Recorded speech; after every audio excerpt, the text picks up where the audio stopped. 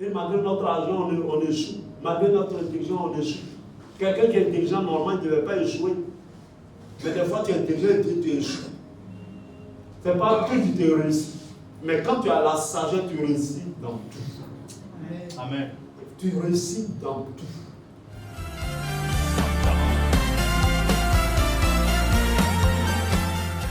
Mission.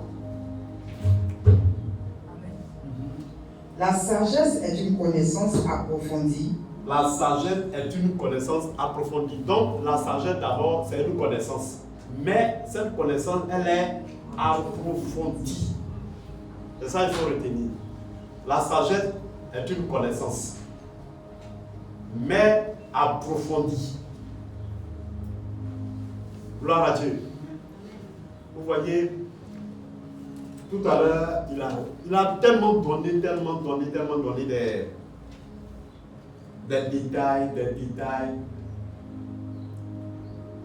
Mais il faut comprendre profondément ce que ça veut dire. La sagesse est une connaissance. Dans nos vies, ce qui nous permet à connaître les choses, c'est notre intelligence. Mais la sagesse non seulement nous permet à connaître les choses, mais de façon approfondie. Gloire à Dieu. Donc, déjà, nous comprenons que la sagesse est au-dessus de l'intelligence. Amen. Gloire à Dieu. Très souvent, on demande à être intelligent, à ceci. Mais ce que tu dois pouvoir demander et qui va pouvoir t'aider là, c'est la sagesse. Parce que la sagesse, elle est profonde. Elle va au-delà de l'intelligence. Il y a des gens qui sont sages et qui sont intelligents, mais ils ne sont pas sages. Et très souvent, les vomi. Mais quelqu'un qui est sage, il est non seulement sage, mais il est intelligent. C'est-à-dire, il est plus intelligent. Gloire à Dieu. C'est pourquoi, vous savez, Salomon a demandé, quand Dieu lui a posé la question, qu'est-ce que tu voulais que je fasse pour toi? Il dit, accorde-moi la sagesse. Il n'a même pas dit l'intelligence. Il dit la sagesse. Parce que, oui, Salomon avait en face de lui un peuple très incrédule, un peuple très compliqué, un peuple très intelligent aussi. Gloire à Dieu. Donc, avec la sagesse, il pourra les contrôler, il pourra les diriger, il pourra bien se tenir, il pourra faire ce que Dieu voudrait qu'il fasse. Et Salomon, en demandant à Dieu de lui accorder, de lui donner la sagesse, c'est pour même dire que Salomon, naturellement, est sage. Sinon, c'était quelqu'un qui allait demander autre chose. Est-ce que vous comprenez? Quand quelqu'un sait demander, quand quelqu'un sait se comporter, quand quelqu'un sait se tenir, c'est quelqu'un qui est sage. Tu peux être intelligent et puis ne pas savoir bien te comporter ou te tenir. Mais quelqu'un qui est sage, vous voyez, il sait bien se tenir, il sait bien se comporter. Et en demandant à Dieu, il pourrait demander de l'argent, il pourrait demander autre chose. Mais il a compris que si Dieu lui accorde sa sagesse, toutes ces choses-là, il va les avoir. Amen. Il ne fera même pas d'effort pour les avoir. Gloire à Dieu. Si tu le suis, tu peux être dans le besoin. Et puis quelqu'un arrive, quelqu'un qui puisse t'aider arrive. Puis te pose la question, qu'est-ce que tu veux qu'il fasse pour toi? Automatiquement, nous allons voir ce qui peut résoudre nos besoins.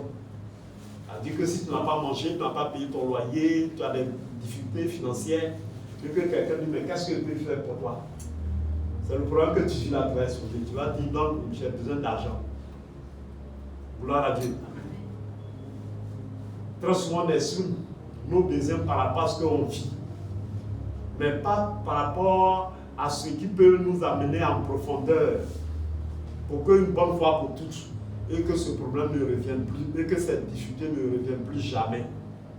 Mais peut-être qu'aujourd'hui, on va t'aider à résoudre ce problème-là. Demain, ça va revenir, puisque c'est quelqu'un qui t'a aidé à résoudre. Donc, mieux vaut chercher quelque chose qu'on va te donner une bonne fois pour toutes, et que plus jamais tu ne reviendras plus jamais dans cette difficulté-là. Gloire à Dieu. Je ne sais pas ce que nous avons, et que nous apprécions. Et très souvent, on fait des efforts même pour obtenir, pour recevoir. Mais quand on a ça, on voit que on a encore des carences, on a encore des limites. Mais une chose est essentielle, la sagesse. Si tu as la sagesse, tu n'auras point de limites. Tu réussiras dans tout ce que tu vas entreprendre. Gloire à Dieu. Où l'intelligence ne peut pas aller, la sagesse peut t'amener. Où l'argent, les finances, la prospérité ne peut pas t'amener, la sagesse peut t'amener. Gloire à Dieu. C'est pourquoi tout à l'heure j'ai dit qu'il nous a fait voir, comprendre combien de fois la sagesse est importante. Et si on veut aller en profondeur, on va comprendre que la sagesse, c'est Dieu lui-même. Parce que c'est ce qui nous manque. Gloire à Dieu. Amen. Tout ce qui nous manque, c'est Dieu. Des fois on a l'argent, des fois on a tout. Mais c'est Dieu qui nous manque. Et malgré notre argent, on échoue. Malgré notre intelligence, on échoue. Quelqu'un qui est intelligent, normalement, il ne devait pas échouer. Mais des fois, tu es intelligent et tu échoues. Ce n'est pas tout qui te réussit. Mais quand tu as la sagesse, tu réussis dans tout. Amen. Tu réussis dans tout. Gloire à Dieu. Et que Dieu fasse. Que Dieu permette. Toutefois que nous serons confrontés à des solutions, à des problèmes, à des difficultés, que la sagesse divine nous habite, afin de pouvoir nous aider à sortir des griffes de l'ennemi. Vous voyez, il y a un passage où il dit je suis à la porte, je suis ceci. Il faut lire, vous allez comprendre quelque chose. Je ne sais pas, c'est Proverbe 8, 1 à 4, il est à la porte, il est où, il est dans. Oui. C'est Proverbe 8, 3. Oui, il faut lire, je vais comprendre. À côté des portes. À côté des portes. Non, il faut, voilà. La sagesse ne crie-t-elle pas? L'intelligence n'élève-t-elle pas sa voix? C'est un sommet des auteurs près de la route. C'est à la croisée des chemins qu'elle se place. Vous avez bien compris. La sagesse se place où? À la croisée des chemins. À la croisée des chemins, il y a un champion qui a dit à la croisée des chemins, il partira sur ta route et moi aussi, je partirai sur la mienne. C'est-à-dire qu'à la croisée des chemins, voilà, c'est là la sagesse se positionne, se place à la croisée des chemins. Tu ne sais pas s'il faut dire oui, s'il faut dire non, s'il faut aller à gauche, s'il faut aller à droite. C'est ça. Abraham et son neveu Lot. Comme Lot n'est pas sage, gloire à Dieu. Abraham marche avec Dieu, communique avec Dieu. Abraham était très, très, très sage. Gloire à Dieu. Parce que Dieu l'a appelé à aller dans un pays, de quitter la maison de ses parents et aller dans un pays, un endroit où lui, Dieu, lui a montré, lui, sur Abraham. Abraham, en partant, il a envoyé tout un cortège. Mais ça peut fausser le plan de Dieu, la vision.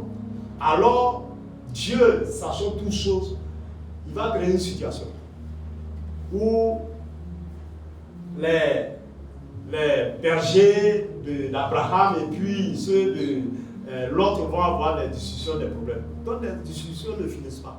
Très souvent, quand quelqu'un te quitte là, il ne faut pas forcément pleurer. Dieu t'a débarrassé d'une situation. Gloire à Dieu. Et voici que Dieu va créer le problème. Chaque fois, il y a des petits soucis. Chaque fois, il y a des petits problèmes. Bon, toi, je t'ai appelé, je dis suis-moi. Et puis, c'est toi, chaque fois, tu crées des problèmes. Alors, Abraham va prendre la résolution et va demander, quand ils sont arrivés à un endroit, c'était à la croisée des chemins, soit il va à gauche, soit il va à droite, mais sans l'autre. Or, puisque c'est lui qui l'a fait venir, comment est-ce qu'il peut le laisser comme ça? Il peut le laisser dans le désert, il peut le laisser dans la souffrance. Donc, il faut trouver une solution pour se débarrasser de l'homme. Gloire à Dieu, c'était très compliqué. Mais la sagesse de Dieu que Abraham a reçue, alors va demander à son neveu Lot que nous sommes à la croisée des chemins. Ça ne va pas très souvent entre nous. Mais je voudrais que vraiment qu'on se sépare. Soit toi tu vas à gauche. Si tu vas à gauche, moi je vais à droite. que chacun prend son bâton de pèlerin. Si tu es là à droite aussi, moi je vais à gauche. Amen. Amen. Donc, il va laisser l'attitude à l'autre de faire un choix. Comme l'autre, il est intelligent, mais il n'est pas sage. Oh, Abraham, lui, il est sage. Il sait qu'il va l'avoir.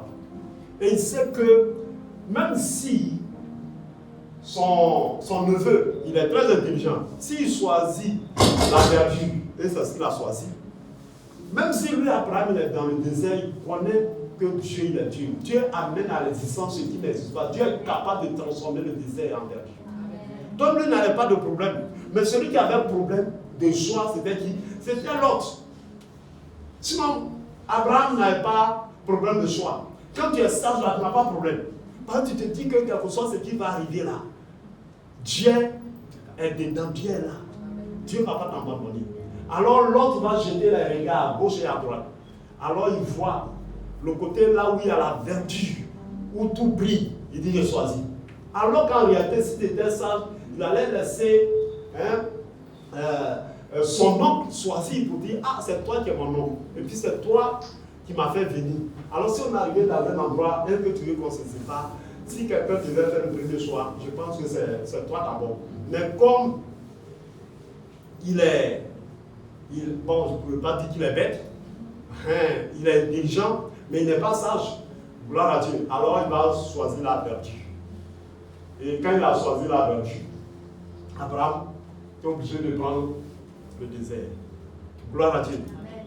Et Dieu a transformé le désert que Abraham a choisi en vertu. Et puis la vertu que l'autre a choisi à ce que nous savons. Oui. Elle implique la capacité de distinguer le bien du mal. La capacité de distinguer le bien du mal. Gloire à Dieu. Quand quelqu'un est sage, il a la capacité de distinguer le bien du mal. Amen. Mais quelqu'un qui est intelligent, il peut se tromper. Gloire à Dieu. Il peut se tromper. Parce que la sagesse va en profondeur. Quelqu'un peut faire du bien. Mais ce bien n'est pas bien. Il faut quelqu'un qui a la sagesse pour comprendre. S'il a fait ce bien, c'est pour son propre bien, mais pas pour faire du bien à quelqu'un. Mais quelqu'un qui est intelligent, il va dire, ah, s'il a fait du bien, c'est qu'il est bien. Alors que tu veux faire du bien à quelqu'un sans toutefois faire du bien à la personne, mais toi-même tu fais du bien. C'est ça, non? C'est ça. Il y a des gens qui peuvent te faire du bien, mais tu rabaisses.